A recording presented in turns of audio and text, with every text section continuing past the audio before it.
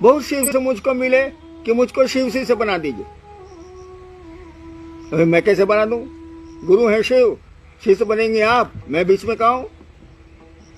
लेकिन इसके पीछे उसकी मंशा क्या थी? वो सोचता क्या है?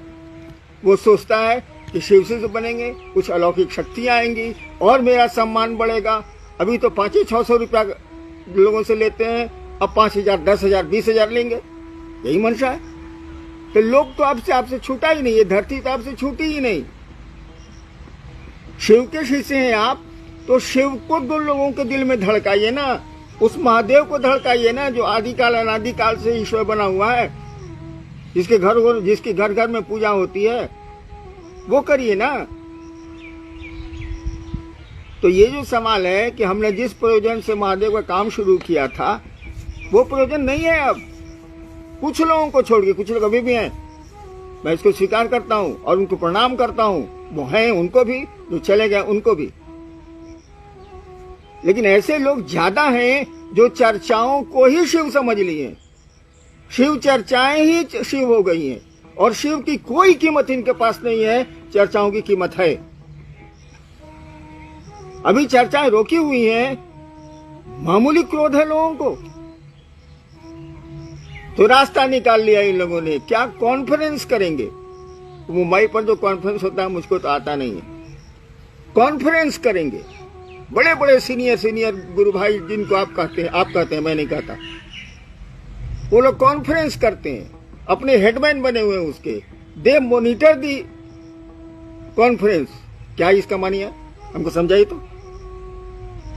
आप अपने ज्ञान का अहंकार दूसरों पर थोप रहे हैं। आप समझ रहे हैं कि आप बहुत ज्ञानी हैं, इसीलिए 20, 50, 100 को जुटा लेते हैं आप कॉन्फ्रेंस पर। वो दीवाना है चर्चा का, तो आपको मौका मिल जाता है और आप उसको जोड़ते हैं। कॉन्फ्रेंस में टाइम फिक्स किए हुए। मैं इसका विरोध नहीं करता, लेकिन अगर आप जिज्ञासा वाले मन से कॉन्फ्रेंस कर रहे हैं तो करिए, लेकिन आप तो अपना ज्ञान उड़ेलने के ख्याल से करते हैं। किसी कॉन्फ्रेंस में किसी अच्छे गुरु भाई को भेज दीजिए, उसका जो हेडमैन है उसको गाली दे देगा, क्या वो सही बात बोलेगा? हेडमैन को बुरा लगेगा कि मेरे 25 आदमी के सामने हमको बेइज्जत किया ही। यही तो हो रहा। कॉन्फ्रेंस हो रहा है कि मजाक हो रहा, अपने ज्ञान का प्रकटीकरण हो रहा। अरे शिव जो दया के अक्षर स्रोत हैं, वहां लोगों को नहीं प्रेरित कर रहे हैं आप। वहां लोग नहीं जा रहे हैं, शिव से नहीं जुड़ रहे हैं, ज्ञान से जुड़ रहे हैं। ज्ञान हमेशा खतरनाक होता है। कहा जाता है कि ज्ञान के कांटे से अज्ञान को निकाला जाता है और फिर दोनों कांटे फेंक दिए जाते हैं, ज्ञान का कांटा भी गड़ता है। इस सवाल पर मैंने थोड़ा सा कड़ा बोल दिया, माफी चाहता हूं। कि अब तो मैं मरने वाला हूं, अब गुस्सा करके भी हमको ज्यादा क्या कर सकते हैं? मरने वाले को फिर तो मारिएगा नहीं, लेकिन मैं बोलूंगा जरूर, मैं कहूंगा जरूर। और महादेव की दया हुई तो कुछ अच्छे लोगों में शिव व्यक्त होंगे, तब क्या कीजिएगा? अभी तो मैं अकेला हूं, लेकिन अकेला रहूंगा नहीं मैं।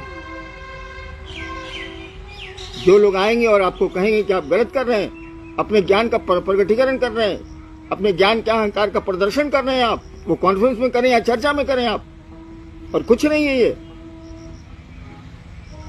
चलिए और सवाल है?